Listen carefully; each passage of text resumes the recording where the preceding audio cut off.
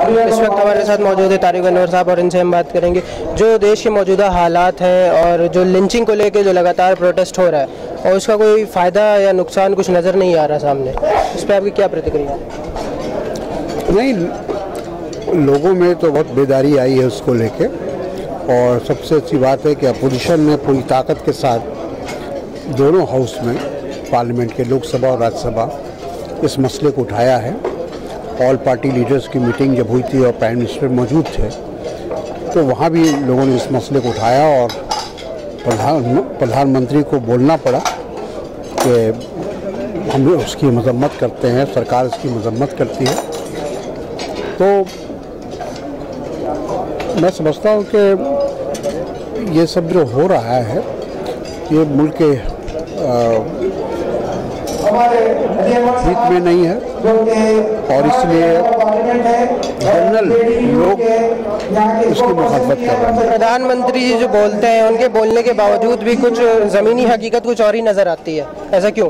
नहीं, ये बात सही है कि हम लोगों ने भी ये सवाल उठाया था कि अगर प्रधानमंत्री इस मामले में सीरियस हैं और संजीदा हैं तो उनकी बात लोग क्यों नहीं सुन रहे हैं, आरएसएस के लोग उनकी बात क्यों नहीं सुन रहे हैं। और इसके पीछे कभी कभी ये महसूस होता है कि एक सोची समझी साजिश है और मुल्क के माहौल को बिगाड़ने की कोशिश है ताकि आने वाले इलेक्शन में उसका फ़ायदा उठाया जाए। तो अभी जिस तरीके से मायावती जी ने जो इस्तीफ़ा दिया, तो ऐसा जो मुस्लिम लीडर हैं वो ऐसा क्यों नहीं करते अपनी कौम के लिए और जो तमाम बातें उस चीज़? देखिए, इस्तीफ़ा कोई इसका हल नहीं है।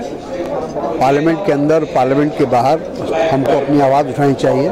अवाम ने हमको पार्लियामेंट इसलिए नहीं भेजा है कि हम इस्तीफ़ा देके बाहर चले जाएं, हमको इसलिए भेजा है वहाँ कि ताकि जो भी इस तरह के मसाइल हैं, चाहे वो कौमी मसाइल हों, चाहे वो अपने मज़हब के ताल्लुक़ से हो, उस आवाज़ को पूरी सख्ती के साथ, बुलंदी से पार्लियामेंट में उठाया जाए।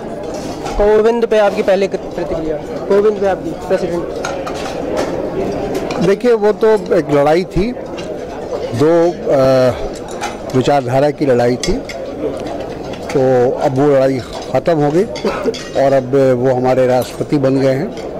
तो जाहिर है अब राष्ट्रपति बनने के बाद जो उनको इज़्ज़त और मकाम मिलना चाहिए वो मिलेगा।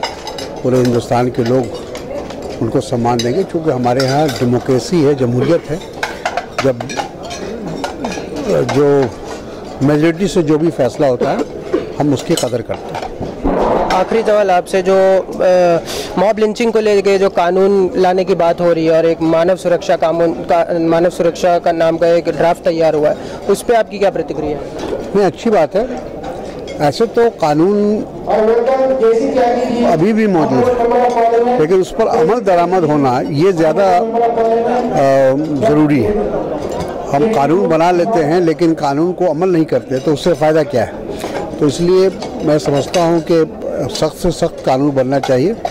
अगर इस मुल्क को एक रहना है तो इस तरह के एलिमेंट्स को, इस तरह के अनासर को दबाना ज़रूरी है। तो ये थे हमारे साथ तारिक अनवर साहब जिन्होंने तमाम बातों पे अपनी राय रखी। अब देखना ये है कि सरकार, प्रशासन किस तरीके से अपना काम करती है और लोगों में एकजुटता को आगे बढ़ावा देती है।